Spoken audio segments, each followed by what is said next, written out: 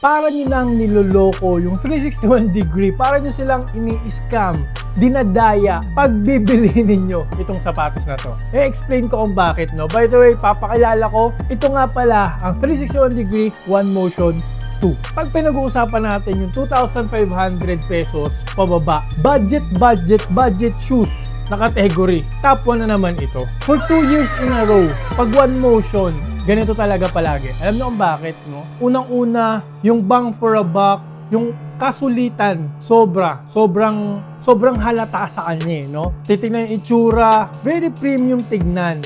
Ito guys, mismatch colorway. Meron pa ako nung isa pang mismatch colorway nito. Bumili ako dalawa kasi nga sobrang gusto ko siya. So dalawang ganito. Mahilig ako sa mismatch eh. Punta na nga tayo sa aesthetic and material, no? Yung Quick Tech foam guys ng 361 degree, yun yung ginagamit nila sa mga premium, sa mga mamahalin nilang shoes. Pero dito nilagay nila sa budget shoes. Paulit-ulit naman eh. Yung One Motion 1, yun din ang ginawa nila. Plus, nilagyan nila to ng torsion plate. Yung uppers nito hindi regular mesh. Yung parang mesh na pang running, di ba? Yung mga mumurahing mesh. Hindi. TPU knit po yung ginamit dito. Mamahalin din yung uppers. Grabe, di ba? Plus yung itsura nga, aesthetic. Parang mid cut to low cut po itong sapatos na to. Tingnan nyo yung details ha. Tingnan nyo yung details. Na itong sapatos na to, meron siya parang mga medical field na yung mga graphics dito, no? Galing. And yung shape niya, yung aesthetic niya, walang ginayahan eh, no? Wala pa ako makikita ganitong aesthetic, no? Ganitong TPU. Ganda, ang ganda. Parang itong, ano rin eh, improve kaysa dun sa dati. New improve. Kasi, mas malaking torsion plate nito kaysa dating One Motion 1, no? Sa kuya niya. Basta gusto ko itsura nito eh, mismatch sa ganitong presyo. Diba? Guys, iskurang ko na nga aesthetic and material, it gets the job done. Sa ganung price, iti 10 out of 10 ko po talaga. 10 out of 10. Kasi minsan, nina 9.5 out of 10 ko pag hindi carbon fiber. Kaso lang yung presyo nito eh. Dapat hindi tayo nag-expect na carbon fiber talaga. Kasi napakamura po niya. And yung TPU kasi, yung torsion plate, hanggang dito sa dulo, ang laki. Diba? Mamaya natin pag-uusapan yan, puntahan na muna natin yung kanyang best selling point, which is yung kanyang traction, no? Traction and outsole na tayo, guys. Solid rubber outsole na parang yung pattern nito, parang pang-ahas, parang scales eh. Hindi ko alam kung ano to, scales ng ahas or ano, crocodile ba? Pero parang ano eh, no? Parang balat ng ahas to eh. And napakakapit niya, guys.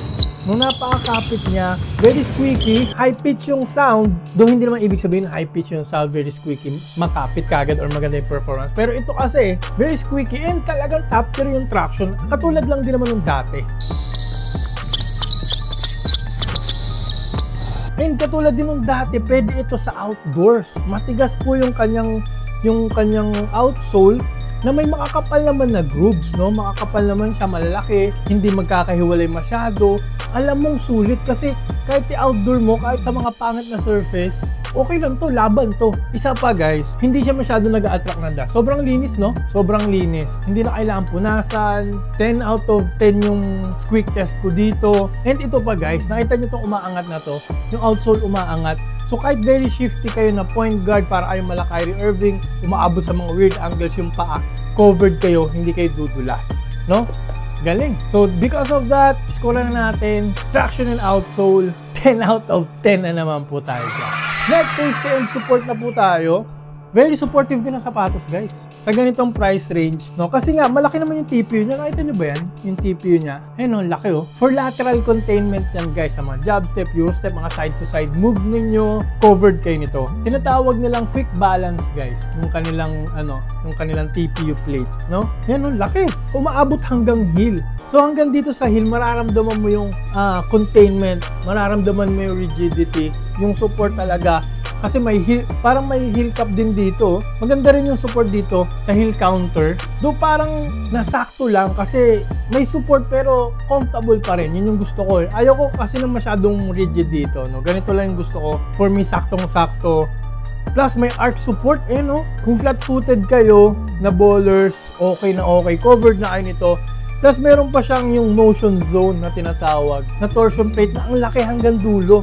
Mararamdaman mo talaga yung torsional support. Ang lakas na torsional support nito guys. Feeling ko makapal to eh. Makapal talaga siya, malaki. no? Sad to say, hindi pinakita sa internet kung gaano siya kalaki, kung ano yung shape niya. Usually, pinapakita yan, no? Ito hindi pinakita. Pero okay lang, ramdam mo naman eh. Ang importante, ramdam mo na may torsion plate na may iwas tapilok technology. Ang galing! Ang galing! Yung torsion plate talaga iwas tapilok. Hindi naman puro outrigger eh. Pero guys, makapal din yung outrigger nito. Oh, makapal din siya. Okay din. Malapad, so iwas na pilok na naman po yan. And not to mention guys, yun nga yung uppers niya na TPU woven uppers niya na mamahalin tong ganitong material, nilagay nila sa 2,000 na sapatos kasi very supportive yet very breathable yung ganitong material, no? Plus may infusing pa dito, so kahit mag-toe drag kayo, may extra support din yan, no? Pang durability rin, para tumagal din, ganda. So guys, panalong panalo, very supportive, para kayong, parang for me, very versatile to, kahit sa bigs, kahit sa power forward, from guard to power forward, pwede ito, no, kung ako yung tatanungin. So because of that, bibigyan ko siya sa support ng 9.5 out of 10.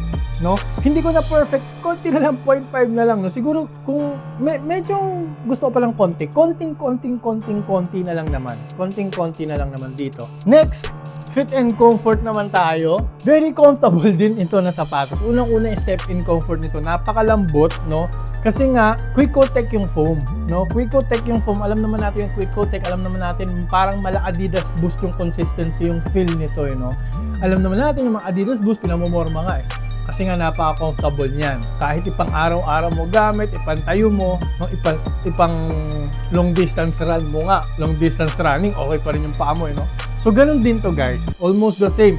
Step in comfort, maraming compression, malambot sa loob, and well padded guys. Ang kapal ng padding niya, no? Kapal ng padding. Magaan din to, no? Napakagaan. Yung Quick-Coat naman na foam kasi, napapansin ko lang, no? Pag yun yung ginamit nila, nagiging magaan talaga yung sapatos. Kaso lang medyo bawas yung padding dito eh. Dito sa may area na parang TPU woven yung gamit, medyo bawas. Siguro, syempre, prioritize yung breathability. So, kaya nabawasan yung padding. Pero okay lang. Actually, may mesh pa nga siya sa loob eh. Parang double layer to eh. No? Napakarami yung 4-foot flex. Napakarami yung 4-foot flex. And yung fitting nito, regular naman. Hindi naman siya very narrow. Pero kung really wide yung paa ninyo, I suggest mag one size up kayo. Kaso lang nga, sad to say, itong One Motion din, parang hanggang size 45 lang siya. Sana naman 361 degree, dagdag kahit hanggang size 46, 47 sana. Huwag kayo iiyak. And syempre, dahil mid ka to, so nakakagalaw ng maayos yung paa ninyo, yung ankle ninyo, hindi siya parang restrictive. So because of that guys, fit and comfort, bibigyan ko naman ng mataas na score na 9 out of 10. No, hindi ko lang na perfect kasi though napakagaan niya, parang prioritize niya yung maging magaan and maging breathable. Medyo bawas yung, medyo lang hindi naman sobrang nipis, medyo bawas lang yung padding dito for my liking, no? Sa akin lang naman, personal take lang naman. Pero, magiging very breathable. So, yun pag-uusapan natin ngayon. Next guys, breathability na tayo, no? Actually, hindi na natin kailangan patagalin. 10 out of 10 po ang breathability score nito. Bakit pa natin patatagalin? Kitang-kita nyo na nga yung loob. Makikita nyo na yung kulay ng medyas nyo dito. Mag-black kayong socks, makikita dito no? Very, visible, transparent na halos. So, because of that, 10 out of 10 po ang breathability nito. Mesh pa dito sa likod. So, all throughout, malalaki pa yung, yung sa tang niya, malalaki pa yung butas. Very breathable, 100%. Pasok po talaga ng hangin dito.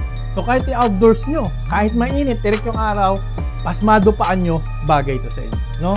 10 out of 10 tayo dyan. Next, punta na tayo sa cushioning. Ito, dito ako natutuwa, no? Kasi sa ganitong price point, binigyan nyo kami ng full length na Quick-Coat na foam. Hindi ko alam kung paano nagawa ito ng 361 degree na full length yan, no? Yung iba kasi, ng 361 degree, yung light up nga, parang pad lang dito lang sa harapan. No, depende sa mga sapatos, minsan dito lang sa likod, yung Quick-Coat, nilalagyan nila ng quick foam, parang combination para medyo mapatipid nila, mapamura. Ito hindi eh. Parang wala silang kinat na corners dito.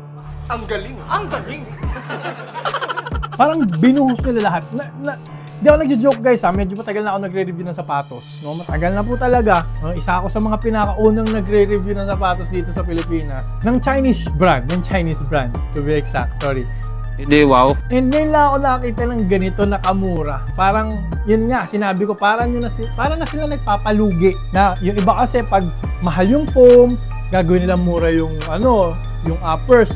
Pag may carbon fiber, pag may torsion plate, gagawin nilang mesh lang lahat, ganun, or pangit yung cushioning, titipirin yung cushioning, EVA foam lang. Ito hindi no?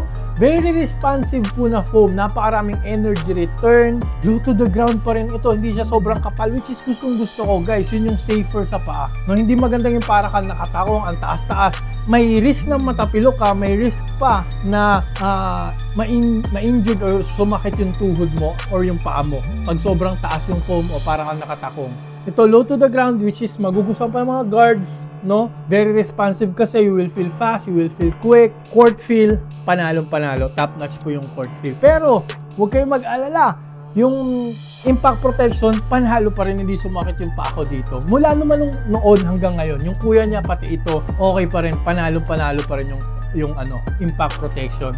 And yung bounce, very bouncy. Quick-O-Tec, very bouncy. Lahat naman ng mga nag-shoe review gustong-gusto nila yung Quick-O-Tec na foam. So, hindi tayo na iba dyan. Plus, meron nga tong motion di ba? Motion zone. Yung torsion plate na napakalaki na makapal, hindi siya yung parang, yung iba kasi naglalagay ng torsion plate, napakanipis, wala namang snapback. Ito meron di ba? May snapback, may push forward. So, dagdag bounce. So guys, for me, isa to sa kanyang selling point din. Full length kasi na Quick-O-Tec, 10 out of 10 po ang kanyang cushioning score. And lastly, ito na, price tag, pinaka-importante. Naku guys, kanina ako pa sinasabi, parang yun na silang dinaya pag binili nyo to. So because of that, halata naman yung anong score ang manggagaling sa akin. 11 out of 10. Kumbaga sobra-sobra pa. Kasi nga para silang na-scam. Hindi ko alam kung bakit nila to ginawang sapatos na to. Paano nila na-presyohan ng ganito, no? Guys, to be honest, maging honest lang kayo. Yung itsura niya, yung material, yung performance, sa ganung presyo. Sabi ko nga, top 1 na kagad to for me, no? Sa 2,500 pababa na price range. Hindi, wow. Mahirap na tong tapatan, mahirap na tong lamangan. Kumbaga yung 361 degree, lagi tayong binibigyan ng mga sulit na mga sapatos And because of that, highly recommended guys. Sobrang nire-recommend ko to. Maglalagay po ako ng link dyan sa description box. I-click nyo lang po yan. Lazada, Shopee, mga trusted seller po yan. Mismong 361 degrees po yan. And guys, favor naman, sana gamitin nyo po yung link na ilalagay ko dyan. Kasi pag ginamit nyo po, matutulungan pong sobra yung channel natin na mag-grow and makontinue kong gumawa ng mga quality na videos. Kasi pag ginawa nyo yun, ginamit nyo yung link ko, meron po akong maliit na komisyon na nakukuha. So marami po salamat sa gagamit ng link na yan in advance. Thank you guys. Thank you sa support. Pero kung naghahanap ka pa ng iba pa mga 361 degree budget shoes, maglalagay po ako ng link dito and yung bilog dito, papindot na rin po para mag-subscribe po agad kayo para lagi kayo updated sa mga next videos ko. Maraming salamat sa panonood. Mag-ingat po kayo palagi. Lagi nyo rin po tatandaan. Always drink your protein. Bye!